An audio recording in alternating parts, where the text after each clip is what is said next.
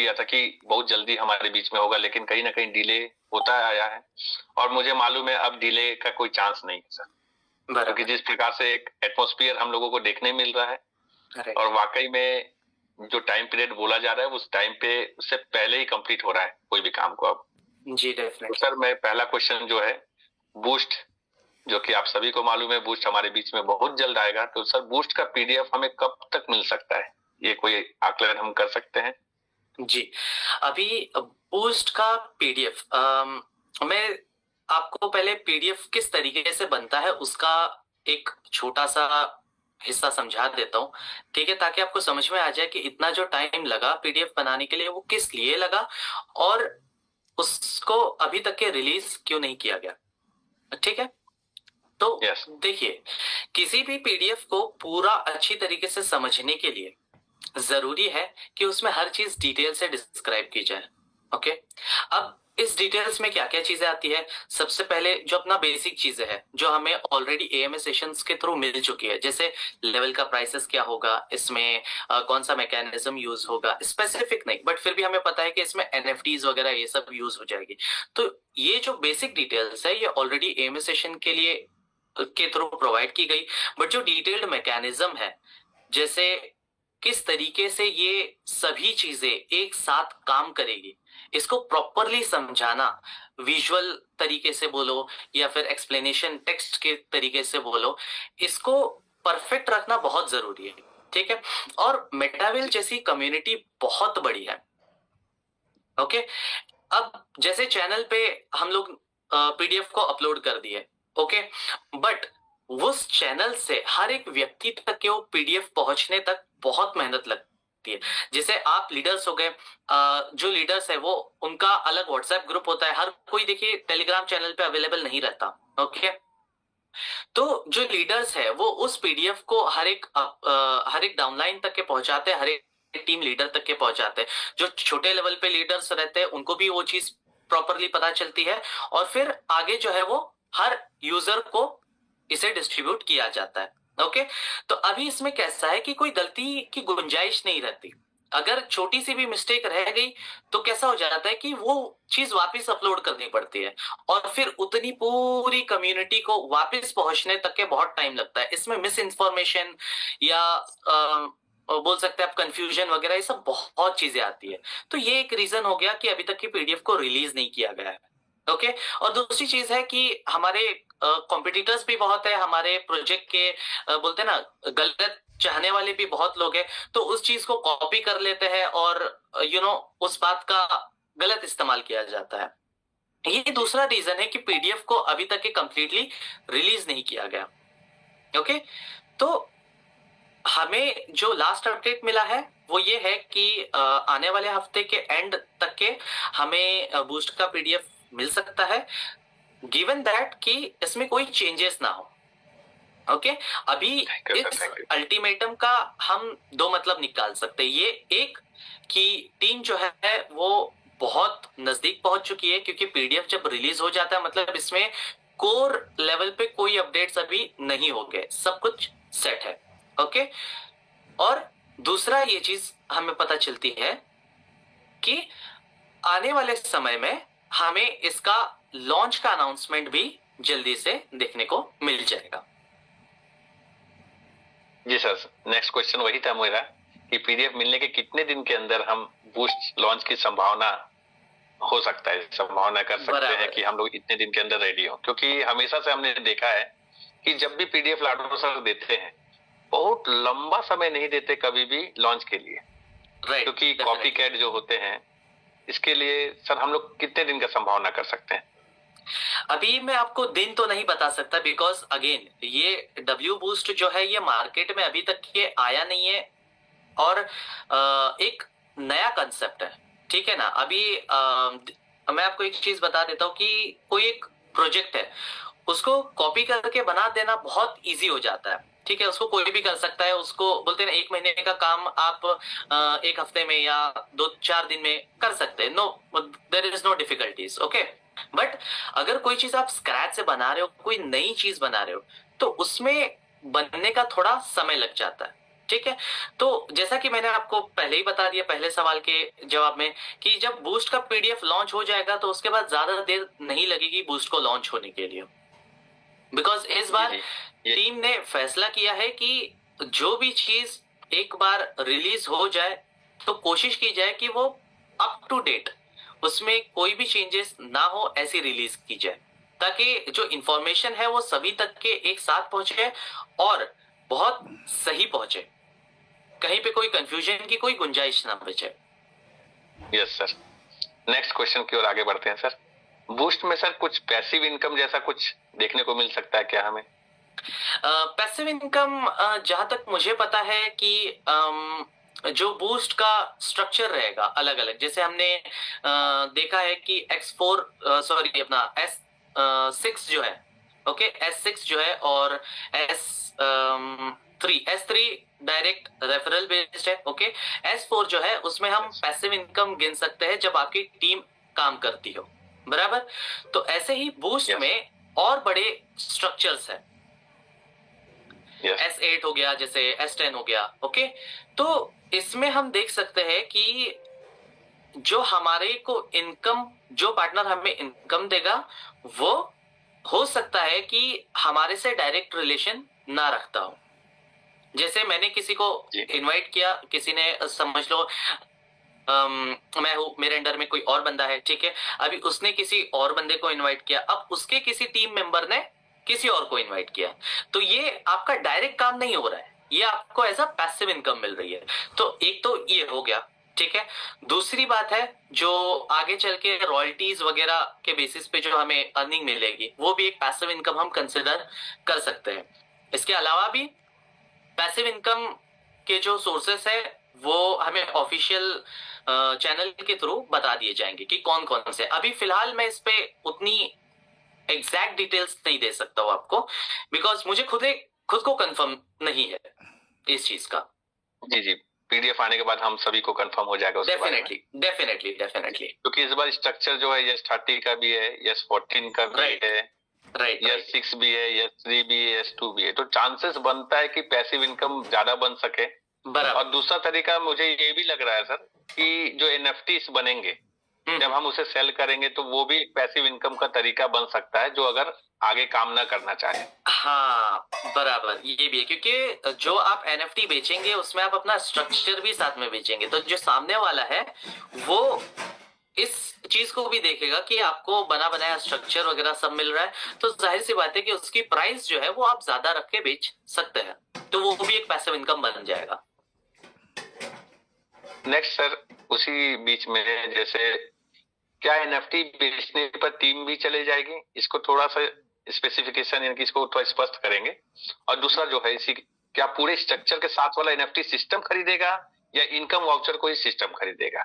क्योंकि इसमें जो NFTs है उसे सिस्टम जो खरीदने की बात कह रही है, तो स्ट्रक्चर के सिस्टम को खरीदेगा कि सिर्फ इनकम वाउचर के सिस्टम को ही, इनकम वाउचर को NFT को ही सिस्टम खरीदेगा?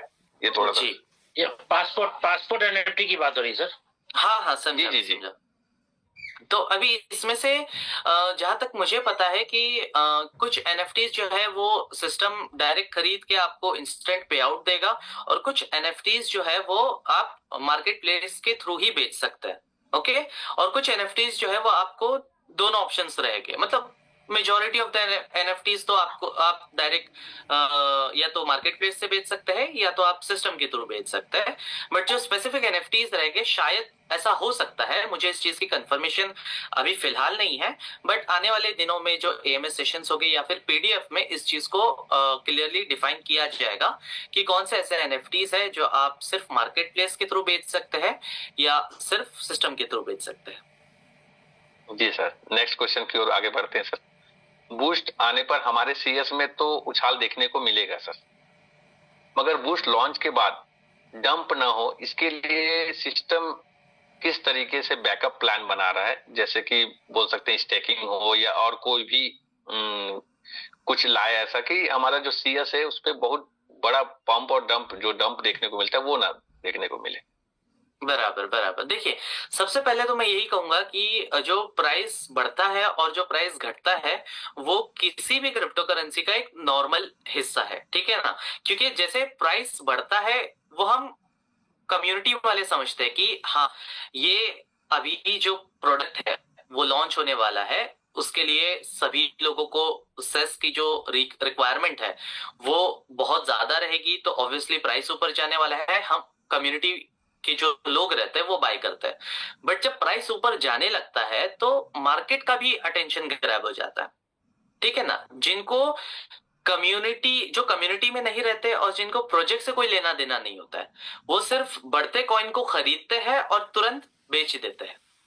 तो इसकी वजह से क्या होता है कि प्राइस का ऊपर भी बढ़ता है और प्राइस कभी नीचे भी आता है।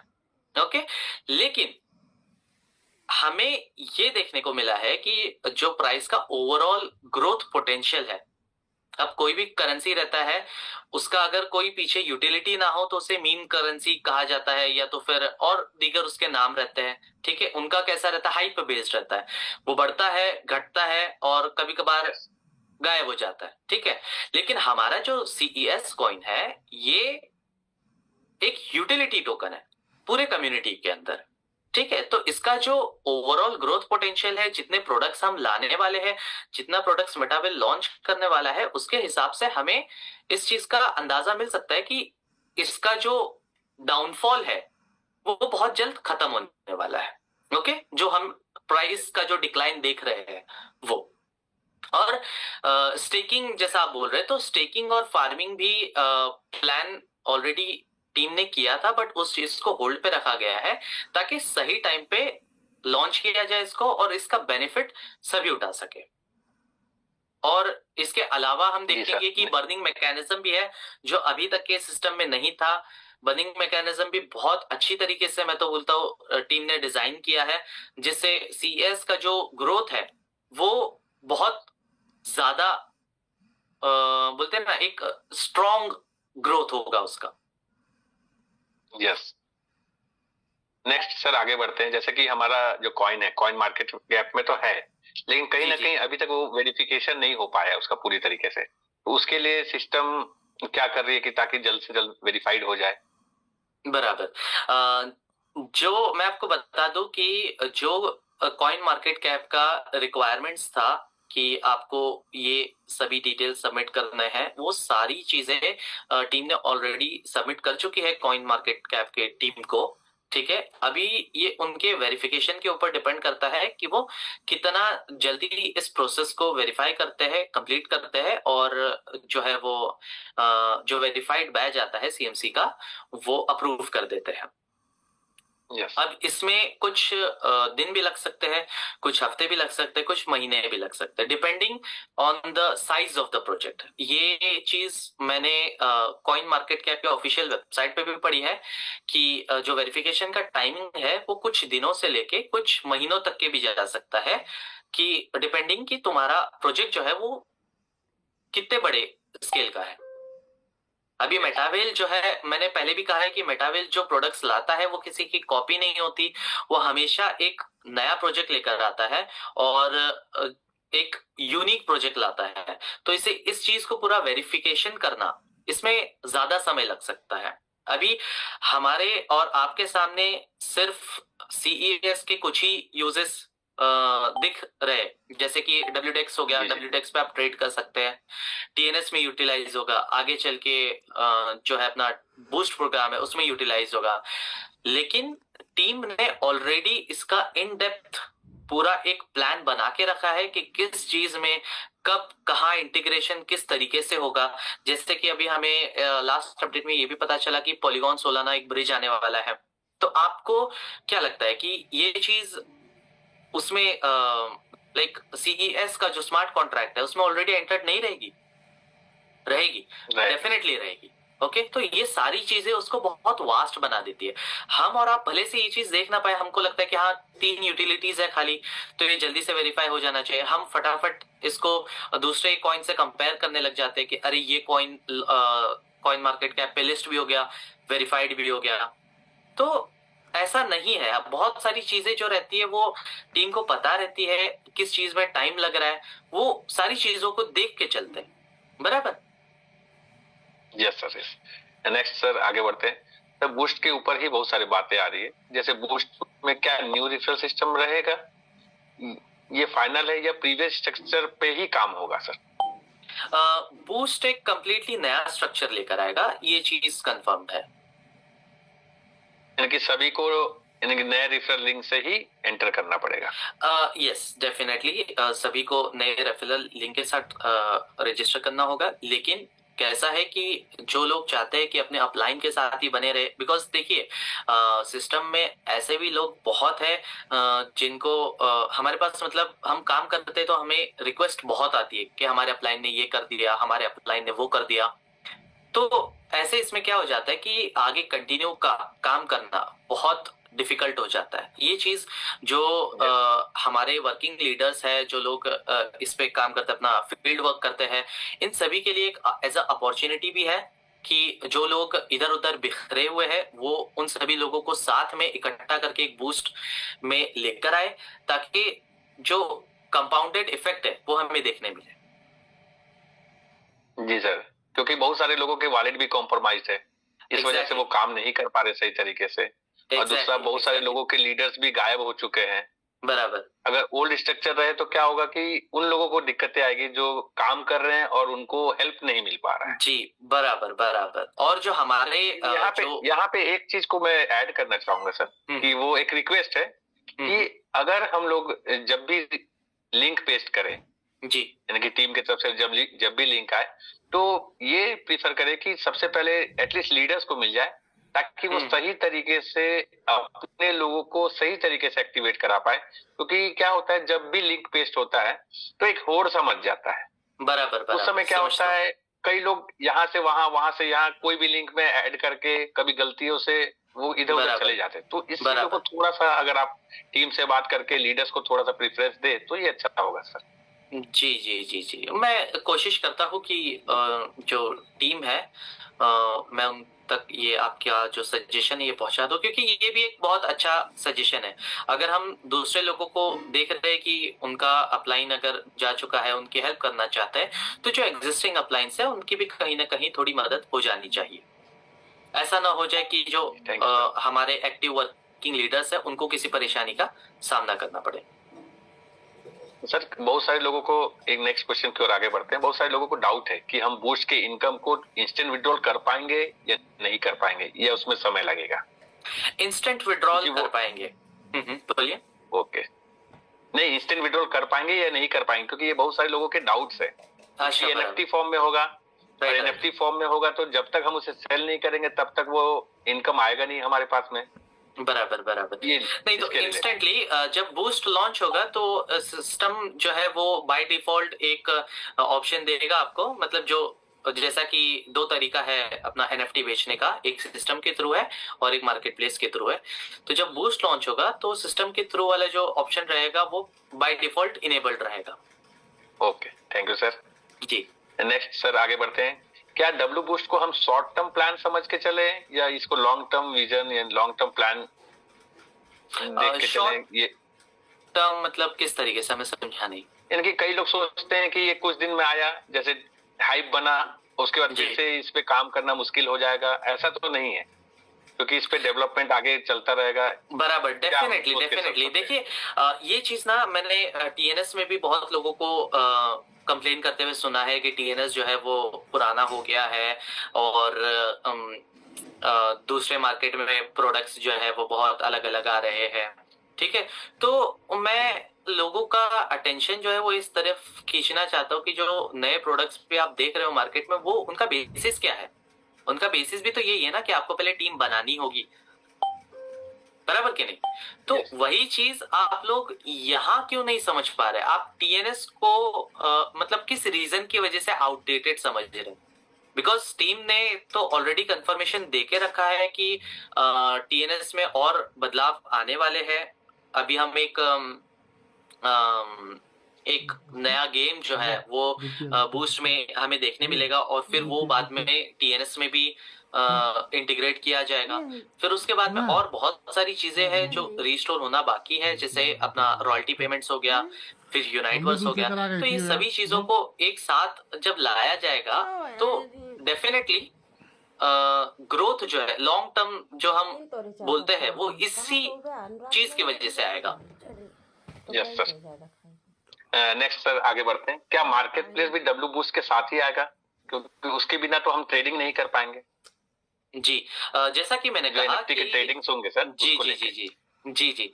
तो जैसा कि मैंने कहा कि जो जब डब्ल्यू बूस्ट लॉन्च होगा तो सिस्टम ऑलरेडी एक ऑप्शन देगा बाय डिफॉल्ट, जहां से आप विड्रॉ कर पाएंगे। पहले वो ऑप्शन अवेलेबल रहेगा, फिर उसके बाद में मार्केट प्लेस को लाया जाएगा।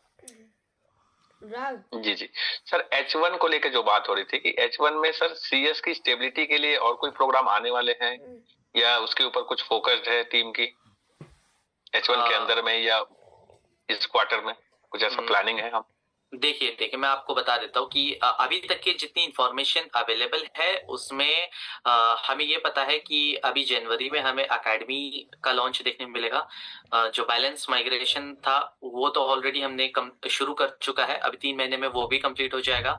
देन उसके बाद में हमें डब्ल्यू बूस्ट देखने को मिलेगा। फिर हमें जो हमारा मीम पैड प्लेटफॉर्म है guru.fun, उसका लॉन्च देखने मिलेगा। देन उसके बाद में हमें पॉलीगॉन सोलाना ब्रिज देखने मिलेगा। फिर जो लिस्टिंग्स है, अब लिस्टिंग्स या फिर लिस्टिंग, इसका कंफर्मेशन तो हमें बाद में ही मिलेगा, बट H1 के लिए उसे भी कंसिडर किया गया है। अब हमें इस बात का ध्यान guru.fun में कहीं ना कहीं CS के यूजेस, guru.fun में कहीं ना कहीं CS के यूजेस हम देख सकते हैं। Yes yes yes yes. देखिए अभी आपने भी नोटिस किया रहेगा कि पॉलीगॉन जो ब्लॉकचेन है उसमें बहुत दिक्कत आती है कभी कभार, थोड़ा रजिस्ट्रेशन करने, कभी कभार लेवल एक्टिवेशन करने। ऑब्वियसली वो सॉल्व हो जाती है तुरंत, लेकिन फिर भी कभी कभार जो है पॉलीगॉन नेटवर्क जो है वो इशू देता है, बराबर? यस। तो इस चीज को काउंटर कैसे किया जाए, तो एक ऑप्शन है कि क्रॉस ब्लॉकचेन प्रोडक्ट्स लॉन्च किए जाए, बराबर? तो क्रॉस ब्लॉकचेन प्रोडक्ट जो हमारा पहला प्रोडक्ट है वो एक क्रिस्टल कैमी गेम हो गया, लेकिन वो तो समझो गेम हो गया, ओके। जो एक्चुअल प्रोडक्ट है, वैल्यू बिल्डिंग प्रोडक्ट है, वो है मीम पैड प्लेटफॉर्म guru.fun, जो कि सोलाना ब्लॉकचेन पे लॉन्च होगा, ओके। तो अभी फिलहाल इसे सोलाना ब्लॉकचेन पे लॉन्च किया जा रहा है, बट जब पॉलीगॉन सोलाना ब्रिज बनेगा और दीगर जो ब्लॉकचेन्स है उनके बीच में ब्रिज बनेगा, तो CES का जो इस्तेमाल है वो चालू किया जा सकता है। अब ये डिपेंड करता है कि वो प्रोडक्ट का क्या बोलते हैं, अपना पॉपुलैरिटी क्या है, वो प्रोडक्ट का यूज केस कितना चल रहा है, कम्युनिटी क्या चाहती है, कि रिस्पॉन्स कैसा दे रही है कम्युनिटी, ठीक है ना। तो उसके बेसिस पे जो है वो बाद में CES को इंटीग्रेट किया जाएगा। मैंने कहा था ना आपको कि जब नई चीजें बनाई जाती है तो उसका एक फुल प्रूफ प्लान नहीं रहता कि हाँ आप ये डिप्लॉय कर दो ये सक्सेसफुल हो जाएगा। ये ट्रायल एंड एरर मेथड रहता है कि ठीक है, हमने पहला प्रोडक्ट लॉन्च किया, इसका हम सक्सेस देखेंगे, इसमें जो भी खामियां थी, जो भी कमियां थी, वो हम उसको रिपेयर करेंगे और जो नेक्स्ट प्रोडक्ट है उसको और अच्छी तरीके से बना के कम्युनिटी के सामने लाएंगे। तो ये एक शुरुआत है, ये एक शुरुआत है कि हम पॉलीगॉन ब्लॉकचेन तक सीमित ना रहते हुए हम दूसरे भी ब्लॉकचेन्स एक्सप्लोर करें, क्योंकि हर ब्लॉकचेन का देखिए एक अपना ये पॉजिटिव पॉइंट रहता है, ठीक है।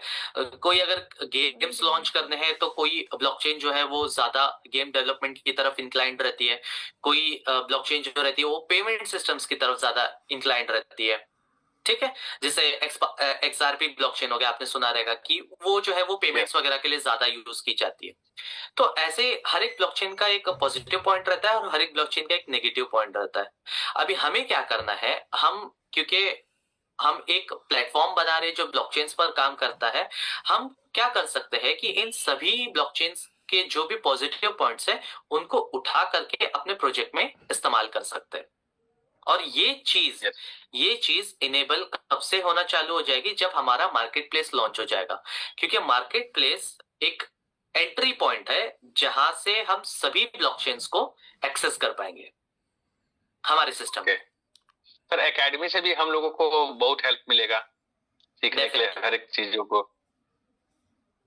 एकेडमी को टाइम इसलिए लगा है कि ये भी पॉइंट मैं कवर कर देता हूँ कि एकेडमी को इतना टाइम क्यों लगा, क्योंकि देखिए एक एजुकेशनल पॉइंट ऑफ व्यू से अगर आप देखने जाएंगे ना, तो नॉलेज जो है वो हमेशा बढ़ते रहती है।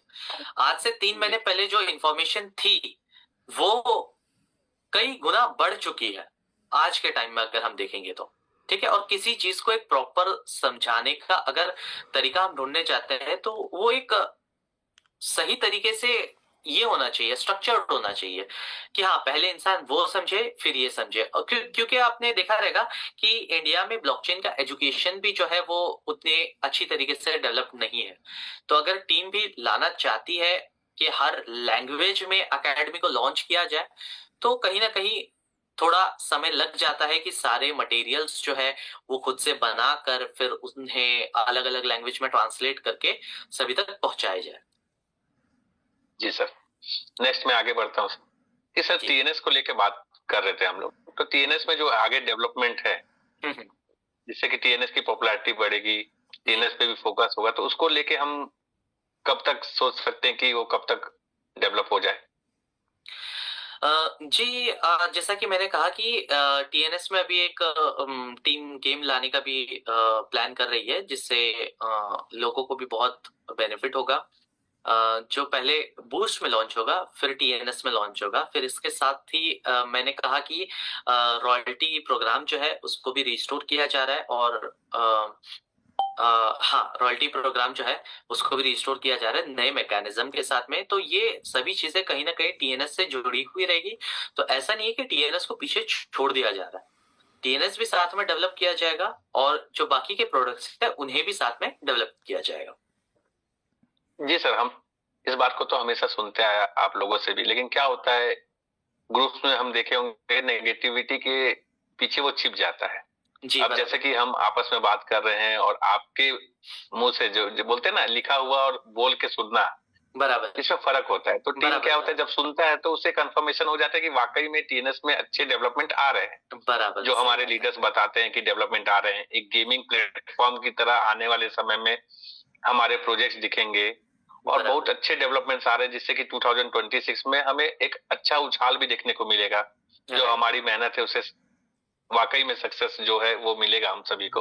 राइट। नेक्स्ट हम आगे बढ़ते हैं सर कि जैसे पुराने प्रोजेक्ट्स की बात हो रही थी आपका, जैसे कि रॉयल्टी को लेके, तो मैं एक बहुत बड़ा प्रोजेक्ट था हमारा यूनाइट वर्स। जी सर, उस प्रोजेक्ट को सुधार किया जा रहा है, उस पे उसे लॉन्च किया जाएगा या उसे कंपलसेट की और सिस्टम आगे बढ़ना चाह रहा है, क्या उसको हम सोच सकते हैं? अभी जो लास्ट अपडेट हमें मिला था वो ये था कि यूनाइटवर्स को रीस्टोर किया जाएगा और पहले जो सिस्टम था ना वो बहुत ज्यादा फ्रेगमेंटेड था और बहुत ज्यादा कॉम्प्लेक्स बना दिया गया था। जैसे कि हमने देखा रहेगा एसएफसी, एसएफसीआर, एसएफसीआर2, फिर और अलग अलग तरीके के टोकन्स हुआ करते थे।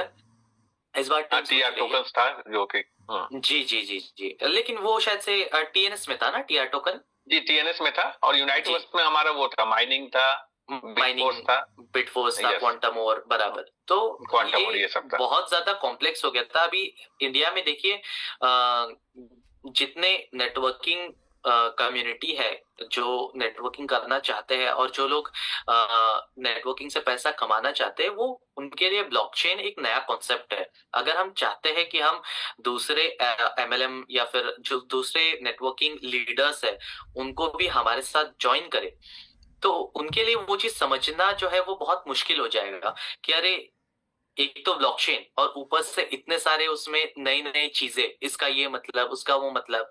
तो टीम ने क्या सोचा कि अगर रिस्टोर हम कर रहे हैं तो इस चीज को एक स्ट्रक्चर्ड और स्टैंडर्ड तरीके से रिस्टोर किया जाए एक सिंपल वे में, ताकि जो नए प्रोस्पेक्ट्स है उनके लिए भी इजी हो जाए, जो पुराने लोग हैं उनके लिए भी इजी हो जाए और एक कंपेंसेशन भी जो है वो प्रॉपर तरीके से प्रोवाइड किया जा सके हर चीज के लिए।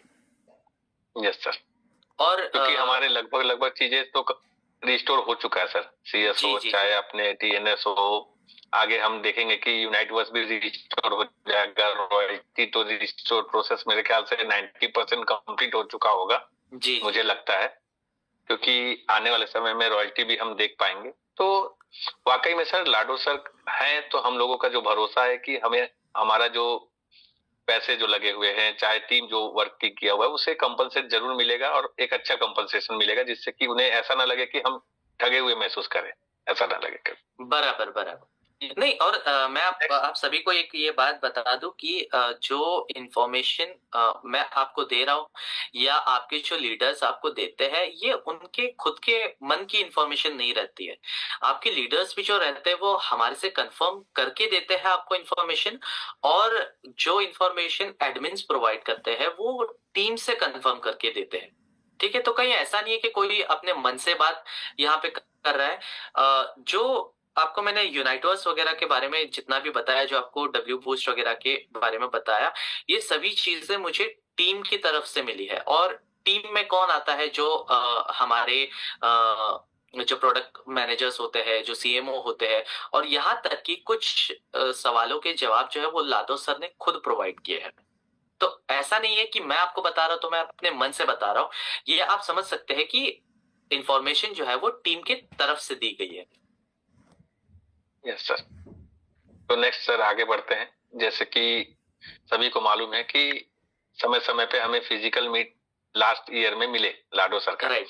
क्या संभावना है सर कि इस 2026 में बूस्ट लॉन्च के बाद हमें कितना जल्दी फिजिकल मीट मिल सकता है? क्योंकि इससे क्या होता है, टीम लीडर्स के को ग्रोथ मिलता है, टीम को सपोर्ट मिलता है, और उनका जो भरोसा बहुत बढ़ जाता है। बोल सकते हैं 10 टाइम्स ग्रेटर हो जाता है, 100 टाइम्स ग्रेटर हो जाता है।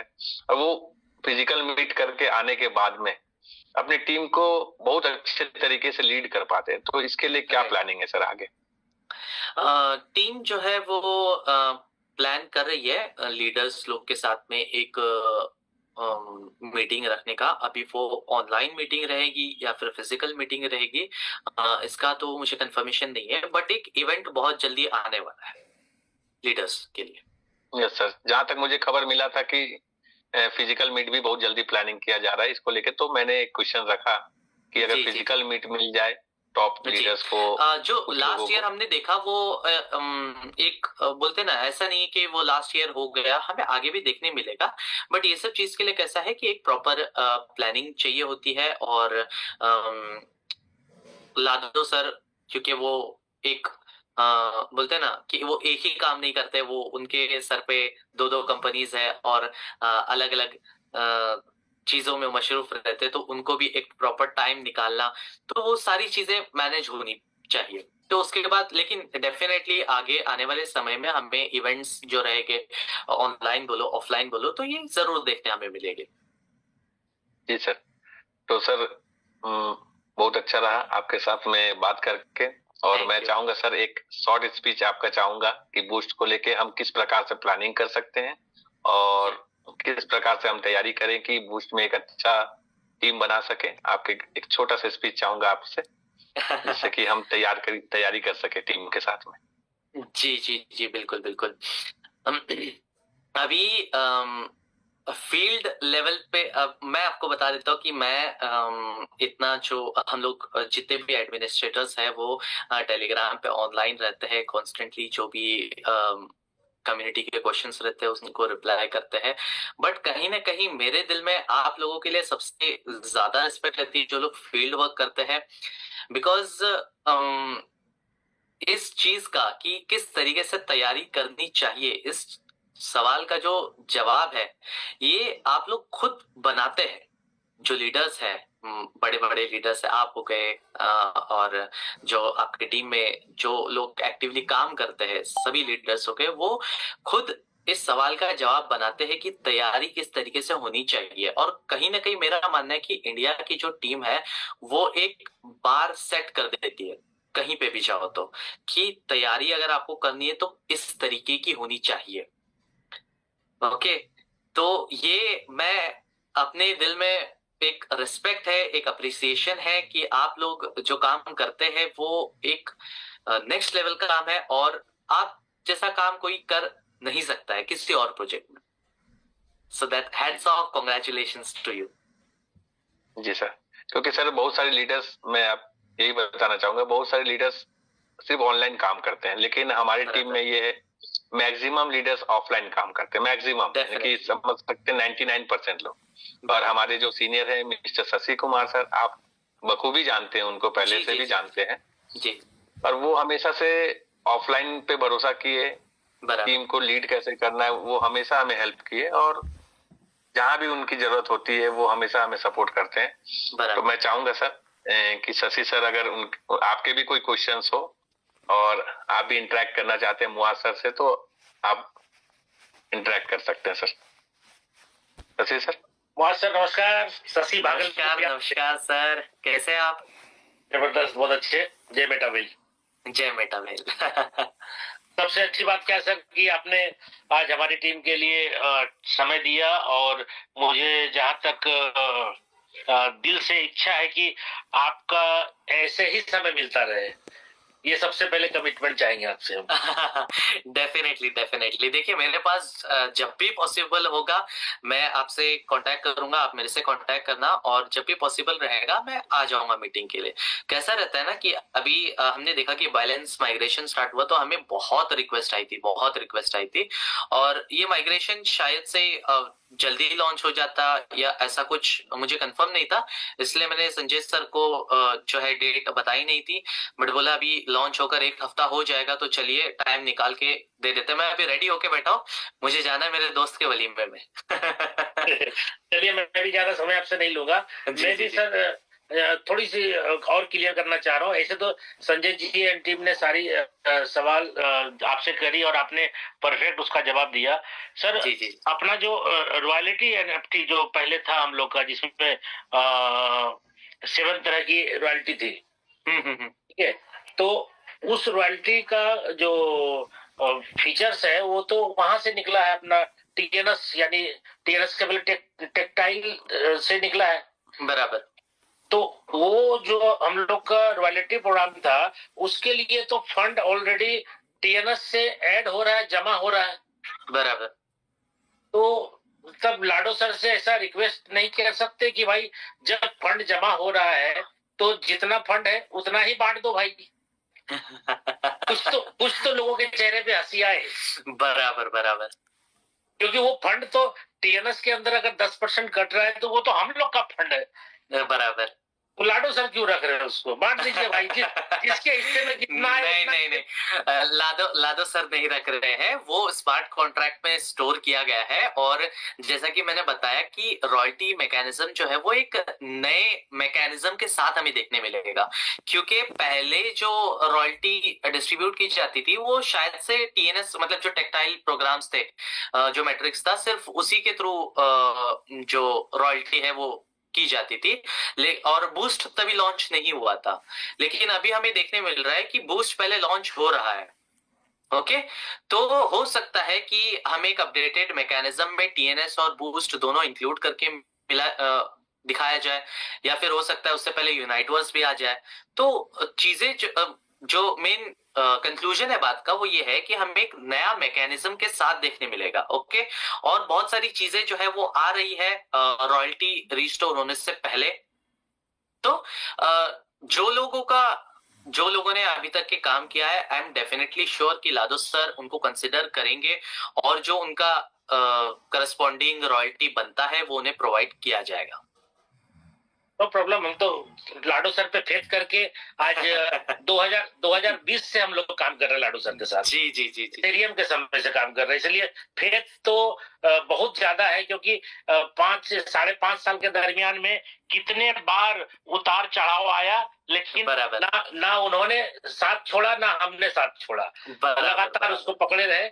और आज रियली बता सकते हैं कि भाई लाडो सर के कॉन्सेप्ट में आने के बाद ही हमने अपने लाइफ में वो खुशियां हासिल की है, वो आजादी, जो फाइनेंशियल फ्रीडम होता है, वो लाडो सर के साथ आकर